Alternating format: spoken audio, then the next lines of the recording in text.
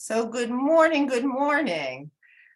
Welcome to this Sunday's authors event, and good afternoon to our distinguished guest from Vienna, Dr. Hans von Trotha.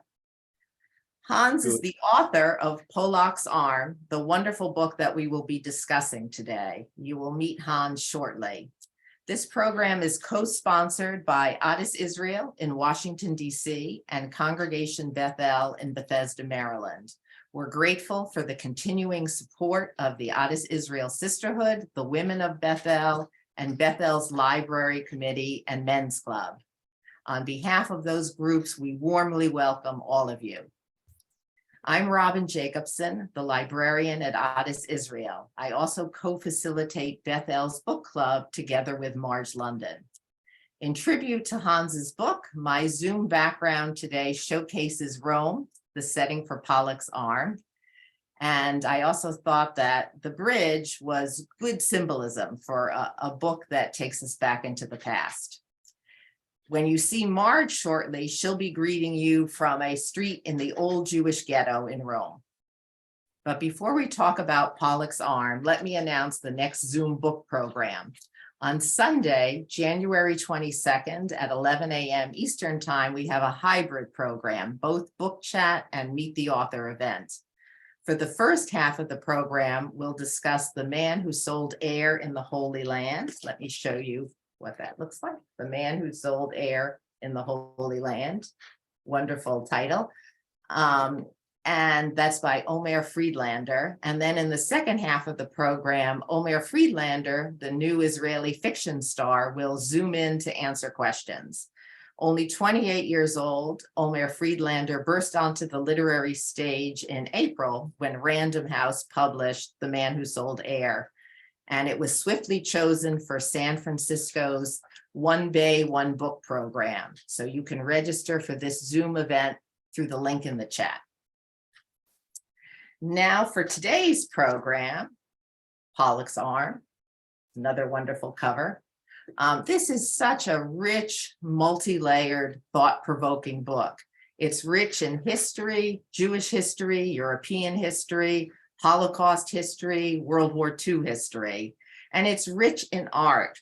The famous Laocoön statue in the Vatican is the heart of the book, but we also learn about other art treasures, not to mention the wheeling and dealing and ups and downs in the early 20th century art world.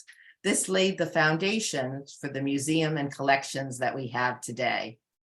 Beyond all that, the book is a deep well of profound, timeless questions. What makes a hero? What happens to people who are erased from society, as Pollak was, and not allowed to be full participants? What legacy do we leave when we die? Is the story of our life and what was important to us our most important legacy to leave?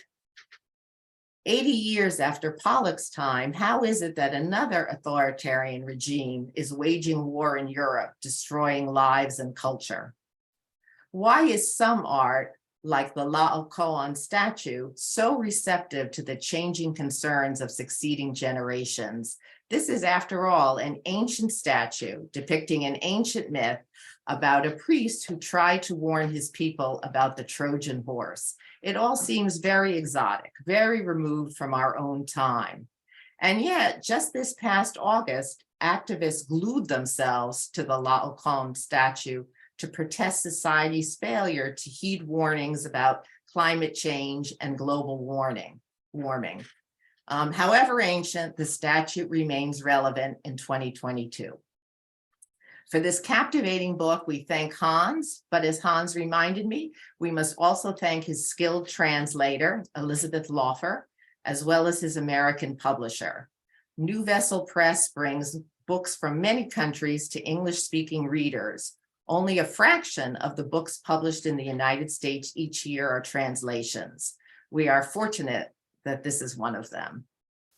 And now Marge will introduce Hans, and then Hans and I will have a conversation about Pollak's Arm, and then we'll open up the program for Q&A. You can purchase Pollak's Arm from DC Independent Bookstore Politics and Prose. See the chat box for the Politics and Prose link and the discount code. And please go ahead, Marge, but not till you are spotlighted. So just give me a second here.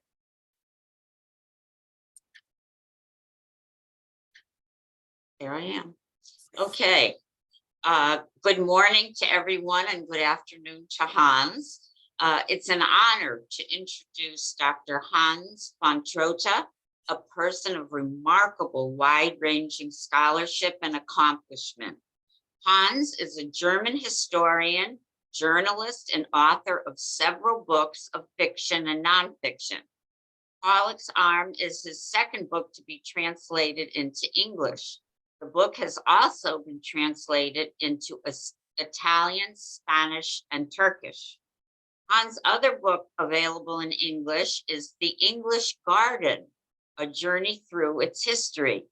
This is considered a classic work on the history and philosophy of garden art and design, an area in which Hans is an internationally recognized expert.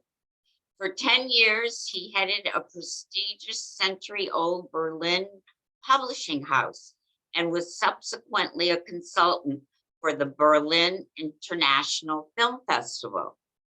He is a frequent contributor to German National Radio on literature, history, and culture. Although normally based in Berlin, Hans currently resides in Vienna as a fellow for the International Research Center for Cultural Studies. We are delighted to have him as our guest today. Now, for some program details. When Hans and Robin are talking about Pollak's Arm, you are welcome to reserve a place in line to ask a question during the Q&A period. You can do this by raising your electronic hand at any time. We will turn to your questions during the Q&A period. The Q&A period will not be recorded, so no need to hold back or squelch your burning questions.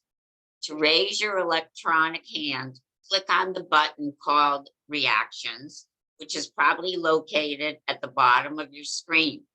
Then choose the option Raise Hand. If you change your mind about asking a question, you can choose the option Lower Hand. Thank you. And please go ahead, Robin.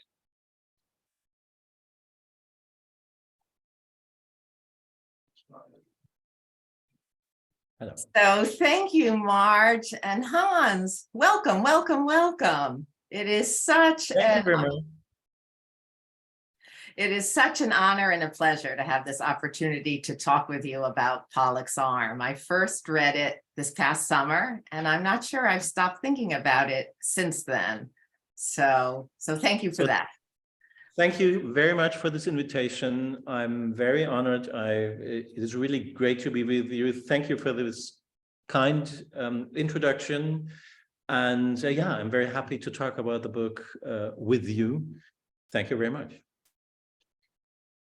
So I thought first we'd provide some background on the book for our Zoom group. And I thought I'll just start, but then I'll turn it over to you. So Pollak's Arm is set in Rome, Italy. It's Friday afternoon, October 15th, 1943, the day before a Nazi roundup of Jews. We're in the very elegant apartment of a Jewish man named Ludwig Pollak. And Pollak has an unexpected visitor, an emissary from the Vatican. The emissary, called Kay, warns him of the impending Nazi roundup and urges him to gather his family and to accompany him back to the Vatican, where they will all be safe. Rooms at the Vatican have been set aside for them. But instead of rushing to rescue his family, Pollak starts telling Kay the story of his life, much to Kay's bewilderment. So please tell us, Hans, if you would, who Ludwig Pollak was. Yes, that is the setting of the novel. Ludwig Pollak was a Jewish scholar. He was born and raised in Prague as a German, born in the 1850s or 60s.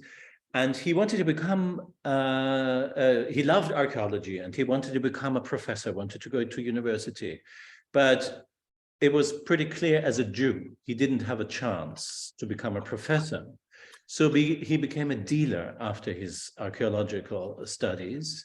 And he went to Rome, funny enough, because he was such an admirer of Goethe. It was Goethe actually and his texts about Rome that brought him there. And then he became one of the most important art dealers for antiquities in Rome.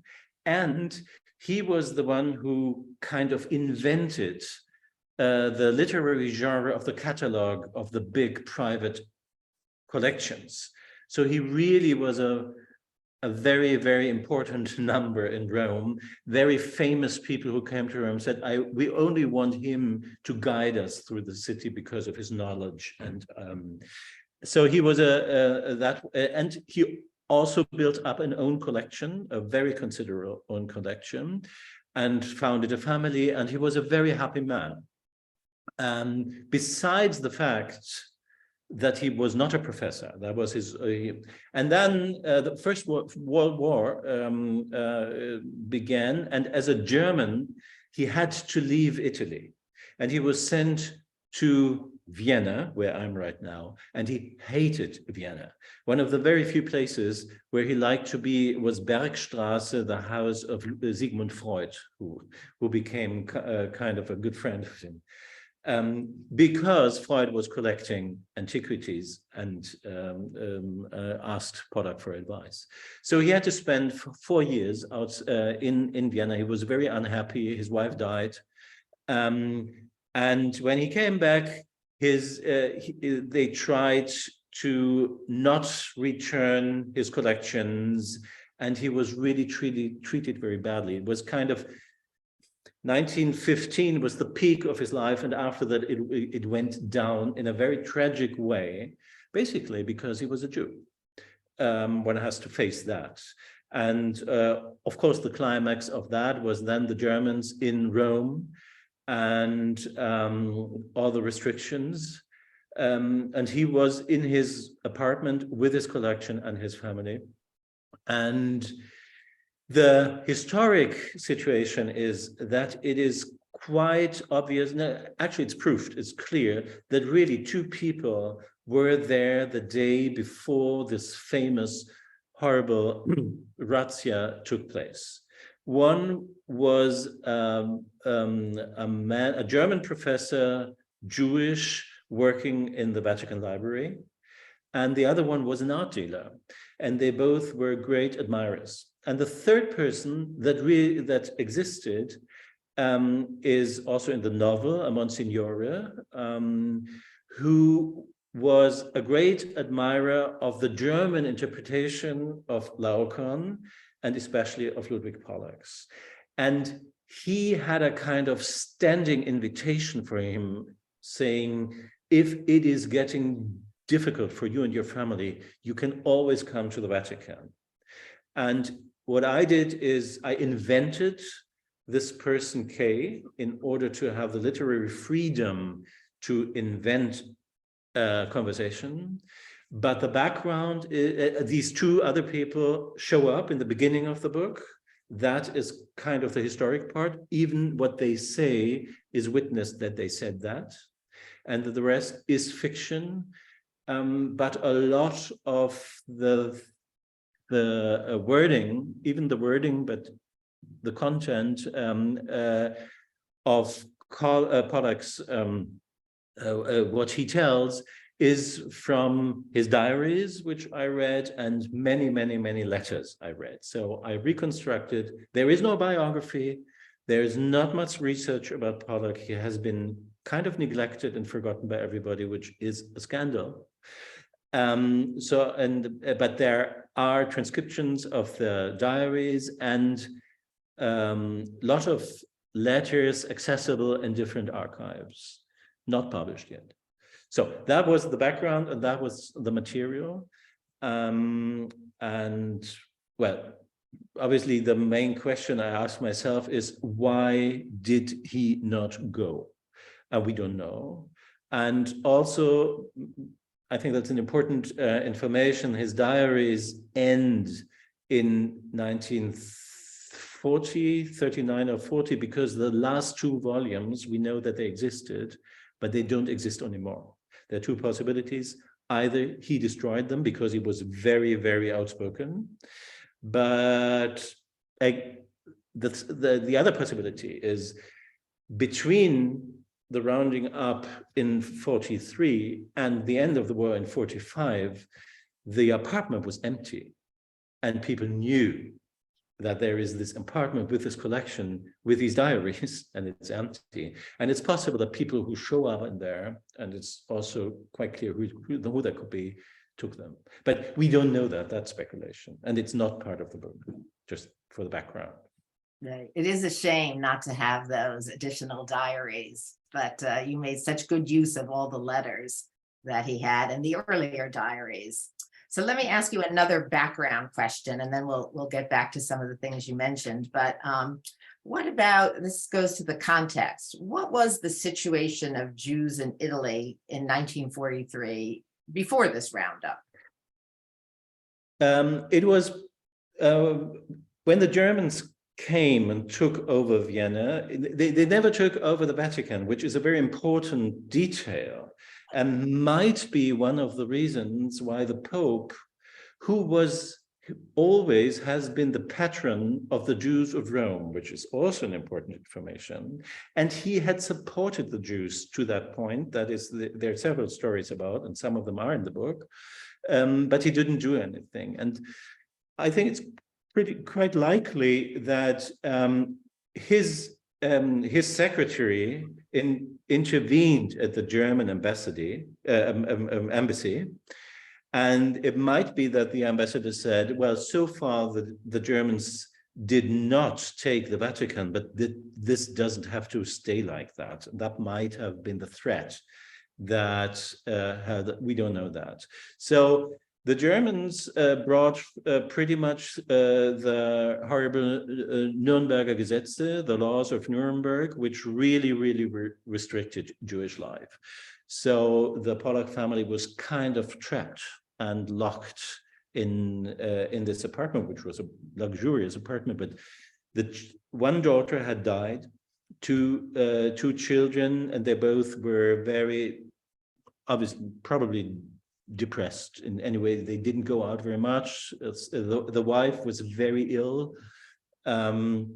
So it was a very precarious situation, and Jews were not allowed to work. They are not able to move freely. So we really have to imagine their situation at this late time, very similar to the German Jews. What is different is that the Roman population was very on the side of their Jews.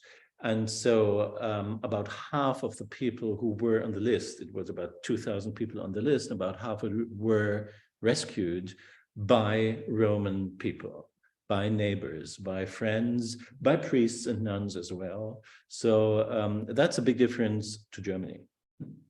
Yes, yes.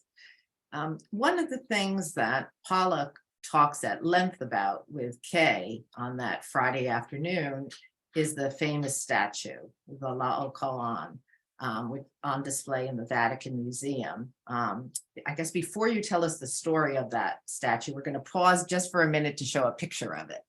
Okay, yeah. Yes, yeah, so here we go. So there's the statue, and maybe Hans, you would tell us about it. Yes, this is one of the most famous and most important statues of antique Rome, and it was always known that it existed, but it had disappeared and was found in the early 16th century. But it was in bits and pieces, and all the right arms were missing. And the Pope took it to the Vatican, where he just had started to build the Belvedere, which is kind of the first Renaissance building, which refers to antique architecture. So this was, together with the famous Apollo of Belvedere, the reference statue for Renaissance, for antiquity. And of course, the Pope didn't want to have a broken statue in his central room. So he asked famous Renaissance artists to recomplete it. And it was completed, and so the arms were completed. And the Renaissance version, which was shown in the Vatican until 1950, had an erected arm. So what we see is a man punished by the gods. The two snakes, which you see, are killing him and his sons because he was, because he acted against the gods. So that is what we're seeing. And the erected arm kind of brings the snake in a position which is far away and was interpreted as this is a man who fights until the very moment this is a real hero. And in the year 1903, Ludwig Pollak was doing a Sunday walk, and there were lots of marble shops, people selling pieces of marble because Rome was reconstructed, rebuilt, and there were a lot of antique rests coming up from the ground. And these old pieces of marble were very valuable. And Pollak saw a piece of marble and immediately said, this is the arm of Laocoön. He immediately identified the athletic arm and the snake. So he bought it and he kept it for a year. He writes in his diary, he kept it in his bedroom for a year, and then he carried it on his shoulders to the Vatican and gave it to the Vatican as a present. And that is the arm we see here, which is called Pollak's arm. So that is, but this Laocoön we see here actually has a completely different message as the one with the erected arm everybody was talking about since the 16th century. So this is a very interesting and a demanding question. Why didn't anybody rewrite art history with Pollak's arm? Because all the famous essays of Winkelmann and Goethe and Lessing and all these people, they all refer to the erected arm. So, but that's another question, which is just in the end of the big book. But his most important, his place in art history is actually the finding of this arm and reopening an unsolved, endless discussion about the actual meaning of this important statue. It's such a mesmerizing story about it having been lost for so long and then found, and then the Pope took it over, and then 400 years later, as you say, Ludwig Pollak goes for a stroll and finds the missing arm. Amazing. But when you say the erect arm, do you mean an outstretched arm? Outstretched? Outstretched like this. Yes. But it's not only the arms that were missing, it's also the heads of the snakes. So one doesn't know, but even in which direction they were. So there are many, many questions. And the answer of Renaissance was a heroic answer. He said, this athletic, god-like figure can only be a hero, so we need some kind of heroic pose. Yes. But as the arm, which most probably is the right arm, shows this is not true. So the question is, what does this statue tell us if it's not a hero? What it's a person being punished, dying in a minute, and not fighting. So what is the message? And that is really, really, it's unsolved and gives a lot of thoughts. And in a way, it mirrors Pollak's biography, who was this great hero of art. Although he had those difficulties as a Jewish scholar, he became a star in that scene and then was turned into a victim. Although he was a very heroic person because he was fighting it. He wanted to be happy. He wanted to be successful. He wanted to cope with all that, but they didn't let him. So I was, fascinated by those various moments of history kind of meeting in this biography at this spot, Rome. Yeah, it is utterly fascinating, utterly fascinating. Maybe you should tell us about the myths that animate the Laocoön statue, one more famous than the other. So what is the story? What are we seeing when we look at that statue? Yeah, well, as I said, we see an athletic man and two sons who are being killed by two very big, very strong snakes. And what you are told when you're in the Vatican, and what most people think, is that that refers to the Aeneas, to the famous writing, and in that this figure is part of the myth of building Rome, because we all know this scene in the Trojan War when the wooden horse was brought to the city, to Troia, which was said it's a present, but it was full of soldiers. And besides Cassandra, the blind prophet, Laocoön was the only one who said, this is not a present, and he took his weapon and threw it against the horse. So he almost destroyed the gods' plan to let Troia go down in order to be so that Aeneas is able to found Rome. That's the myth. And in this myth, this would be a hero punished by the gods because he crossed their plans. But there is another myth, which is a bit less heroic, which is that he was a priest. And first, as a priest, he shouldn't have had children, but he had two sons. But the god said, okay, that's okay. But then he made love to his wife on the altar. And then they say, that's too much, and killed him. If that was the story he shows, it would be a person being punished with death for a reason a great deal of people would accept.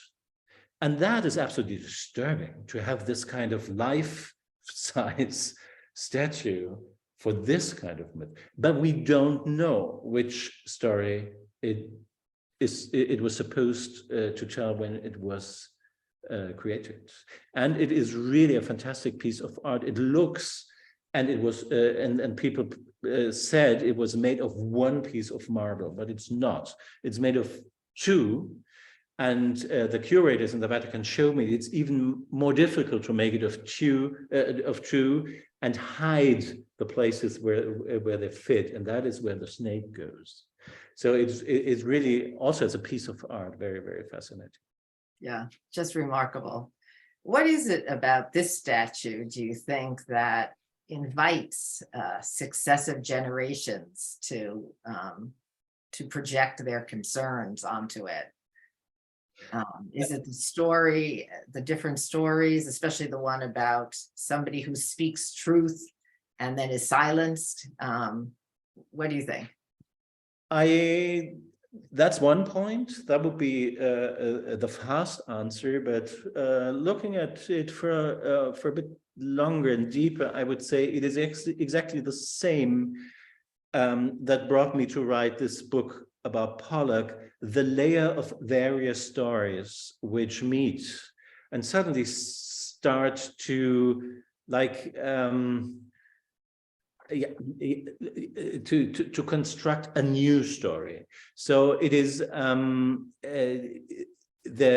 importance it had for the for Renaissance, for early Renaissance, for the actually founding of the idea of Renaissance. That is, of course, one thing, and that's the heroic part. But then the fact that it changes the message by changing the arm is another very important thing. The fact that we don't know what it really looked like. So that gives, on the one side, it's a pity. On the other side, it gives everybody the possibility to project his story. I think these are that is what people do, and most of us, most of the people, most of the public want the heroic story. And I stood very often beside the statue, listening to the guides, and they all tell the most heroic stories, because that is why people come there. And the idea that it is not a hero, that it's actually a victim whom we are seeing there, is really, really, really disturbing, but also fascinating, because it opens so many questions that seemed to be closed or even solved. And I think that is an important thing in it. Yes. Yeah, the suffering, I'm just looking at it now, the suffering in that marble is also timeless too. Maybe you can be a hero and a victim at the same time. There was a discussion between German writers if this is a silent statue or if he is crying. And I think it was Goethe who said it's the moment before he screams, and that is the most silent moment. So, but also that is not really clear. Very interesting. Turning back to Pollak, in another interview, I heard you mention that 20 years ago, you would never, ever have ventured to write a Holocaust novel. So of course, that made me wonder, well, why not? And then why wouldn't you have written this novel 20 years ago? But then I also thought, and then why did you feel you could write it now if you couldn't write it 20 years ago? Well, as a German author, writing about Holocaust is a very peculiar thing. The process of writing, as well as how you are read, it's a great difference if this book is written by an Italian, a German, an American. And that is one thing. The other thing is there were many books, also from my generation, about Holocaust. And it was kind of the atmosphere, everything has been told and has been said. And, and you really actually have to have a good reason to sit on top. And that is not being fed up with the topic. The topic is very present and it's very important to discuss it. It is just that there was a kind of repetitiveness which and then by chance, and not by art studies, but by literature, in a novel, and a wonderful, a wonderful novel, I learned about Ludwig Pollak. And then I learned about Laocoön, and then I learned about his end. And then I learned that there was a chance to save them. And then I said, okay, nobody I talked to had ever heard about him. So basically, I had the impression this story has to be told. This story must not be forgotten, because that was his destiny, that he was helpful for everybody. But then they had their collections, they had their catalogs, they had their statues, they had their books, they had everything, and they forgot about him. So I said, I want to tell this story of him as the hero of a story. And from his perspective, the story gets another, it gets a completely different sound, if you so want. But that brought me to the very, difficult and dangerous position to imagine the thoughts of the victim of a Holocaust and the eve of his deportation. And that was the reason why it took me more than 3 years to write the book, was not the amount of research that was done after 2 years, but find thoughts and a language where I thought, okay, this is allowed to do. It was a very, it was a long journey approaching the figure and the situation. And then I thought, yes, I'm allowed to do it because it's the only way to interest a public for a figure which might be forgotten in 1 or 2 generations, which would be very, very, very bad. It is wonderful that you have told us his story so that readers of your book now do know something about him. That was a kind of justice for him. But you mentioned the character of Kay. So tell us why you chose to invent him. And also Kay, why the initial instead of maybe making him Carl or something like that? So the initial is because the other persons have initials as well. So it is quite a complicated, it's not complicated, but it's a sophisticated construction, if I may say so, the book. But that is funny enough, that was very clear on the first day I was working on it. It was clear I want to not write this conversation between Kay and Pollak directly, but Kay reporting about it, remembering it the next day to a person in the Vatican who had sent him. So that was clear as a setting. And I think it made sense in a literary way.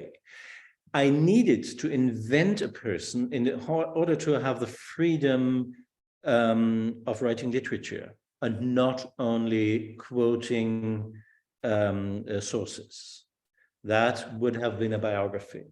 But I wanted to create an atmospheric, emotional, literary situation which gives me the opportunity to develop various answers to the question, why doesn't Pollak follow? Why doesn't he go to the Vatican? And I would say there are about 5 or 6 answers in the course of this discussion. Plus, it was from the beginning, I wanted to write a book about telling stories, about saving biographies, memories by telling stories. And in order to do all that, I needed an invented person, and kind of the patrons of this invented Kay are these 2 people, Wilhelm Monen and Professor Fritz Vollbach, who really were there. And we know that they even met in Pollak's house. So the situation happened. So and I just invented a victim for the scene, who then wants to leave as well, but Pollak keeps him in the house by telling a story. So that's why Kay. As a matter of fact, I refuse an answer. No, he had to have an initial. And funny enough, when I was writing the first pages, there was this K. I didn't think about it. I wrote it. And then I said, okay, K in German literature, that's a pretty big thing. And my first idea was, okay, change it. And I tried all letters and they didn't work. So, yes, of course, there is the famous K of Kafka, and both Pollak and Kafka are from Prague. But there are a lot of other Ks in German and international literature. And yes, it is one of the first moments when people get kind of hooked. What is happening in this text? That all that was not the reason to choose the initial K, but not to change it. That was the process. I like that. That is how literature works. Often things happen, and you have to choose: is that okay? And in this case, I really hesitated, but I'm quite happy I didn't change it. So I want to ask you all these questions, but I'm trying to pick and choose. Pollak's arm stresses that Pollak adored Goethe, the great German literary figure. And as an American, I feel sure that I am missing some nuance about why Pollak's adoration of Goethe was so meaningful or so ironic. And so I wanted to ask, what would a German reader of your novel understand from the fact that Pollak loved Goethe? Well, there are a lot of details, quotations, references to Goethe, which immediately open a certain history of admiration, of adoration in the 19th century and in the 20th century for Goethe. For example, this collection of autographs he had, and how proud he was that he even had some hair of Goethe. This is immediately every German reader recognizes those. Okay, so Hans is freezing, so we're going to let him unfreeze, but I'm just going to alert you that if we all lose the connection, what you do is you leave the meeting and then come back in on the same Zoom link, but we'll see if Hans will come back in. I'm here. Do you see me? Good. Yes. Um, I think we have to, I have to find you so I can spotlight you again. I'm here. Yes, I'm going to find you. Can I help you find me? But you No. hear me. But you hear me. That's the most. Here you go. There you are. Thank you. So Yes. sorry about that. No, that's okay. I mean, it's such a miracle that we're able to talk to you in Vienna. If there are a few little glitches, we have to take that in stride. Maybe that was the Goethe Society who didn't want me to finish this thought. Yes. So, yes. I think that so it is. The original manuscript had even many more of these scenes of Goethe admiration. It was my editor who said that's too much, but really it was almost maniac.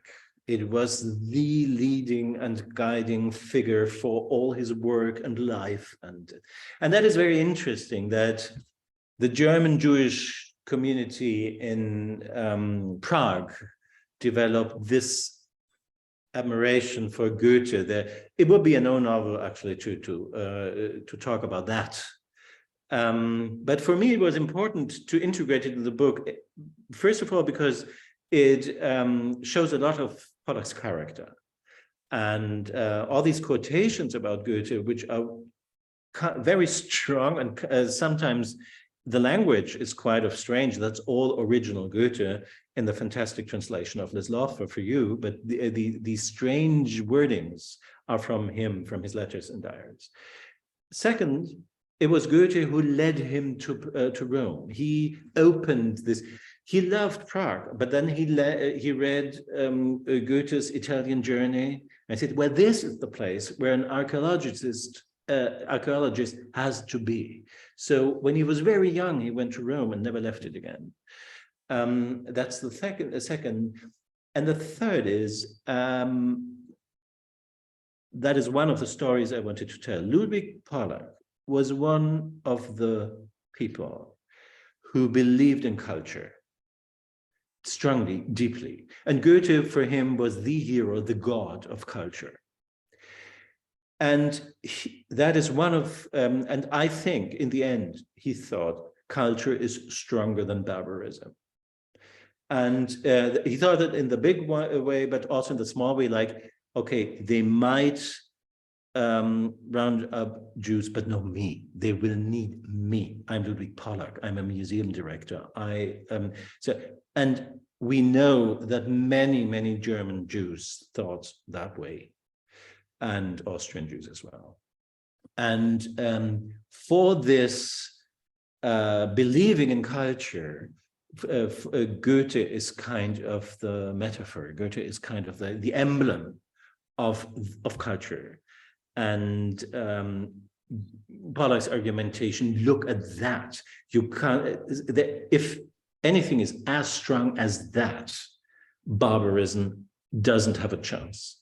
And we all know that that was wrong.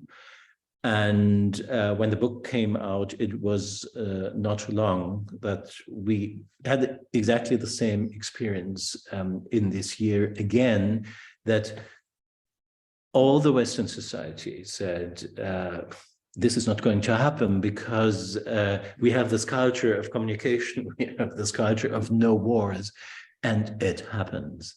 That is a very shocking experience.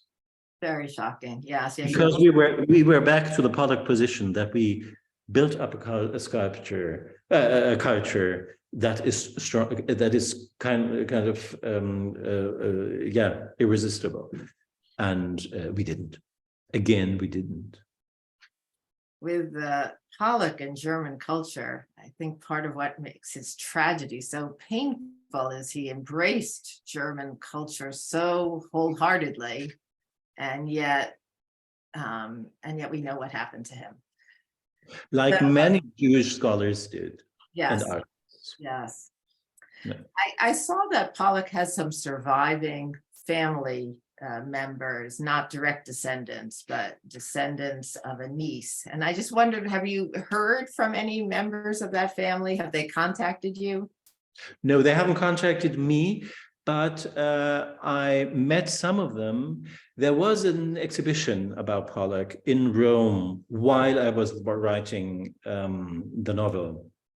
And it was in the Museo Barocco, which is a museum for the story and history of antique archaeology. And he was the curator and director. And part of it was there and part of it was in the Museo Ebraico.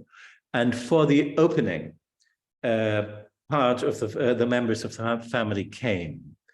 And so that is when I met them. So they know about the project and about the book. So it's yeah.